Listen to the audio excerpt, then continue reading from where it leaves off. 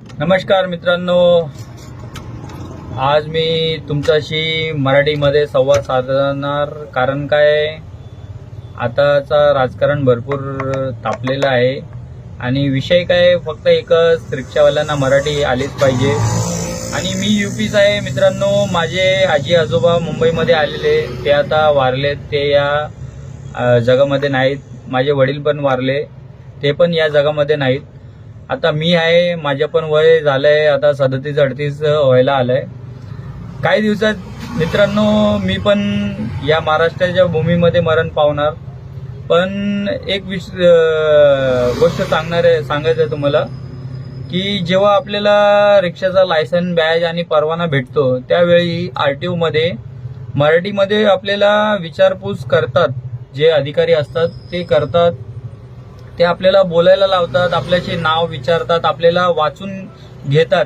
आपल्याला जे त्यांचे डायरेक्शन असतात, म्हणजे नो एंट्री वगैरे जे चार्ट असतात, ते आपल्याला इंग्लिश खोडलेला असतो, त्याच्या खाली जे मराठीमध्ये लिहिलेला असतो ना, ते आपल्याकडून वाचून घेतात. ते हे काय लिहिलंय, ते काय लिहिलंय, म्हणजे डाव्या बाजूला नो एंट्री आहे, सरळ या, इथे थांबू नका, झेब्रा क्रॉसिंग आहे, म्हणजे ते काय जे काही वस्तू असतील ते विचारपूस करून घेतात. असं काय लायसन्स बॅज वगैरे भेटत नाही. जे आधीच्या टायमाला ज्या लोकांना दिलं आहे परमिट, ती गोष्ट वेगळी आहे. पण आताच्या सध्याच्या पिरियडमध्ये ज्या लोकांना पण परमिट दिलं आहे, त्यांच्या पण चौकशी केली पाहिजे होती. कारण काय एवढ्या लोकांना परमिट दिलं आहे आणि त्यांच्याकडून मराठी बोलून घेतलंय की नाही घेतलं ते आता आपल्याला काही माहीत नाही.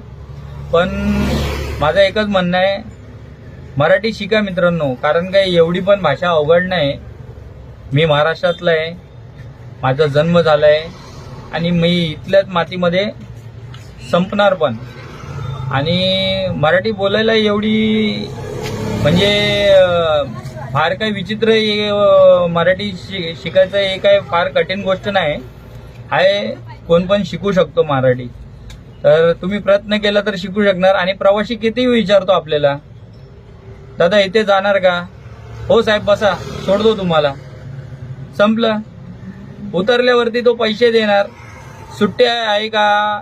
जर त्यांनी 500ची किंवा 100ची नोट काढली, त्याला फक्त एवढंच बोलायचं आहे, साहेब सुट्टे द्या. फक्त मराठीमध्ये बोलायचं आहे, एवढे एवढे पैसे झाले. नाही मराठी जर इंग्लिशमध्ये पण तुम्ही सांगितलं ना, साहेब 150 रुपीज झाले, तर तेवढं पण कळतं. जास्त हे अवघड नाही. पण तुम्ही प्रयत्न केला तर सर्व काय होऊ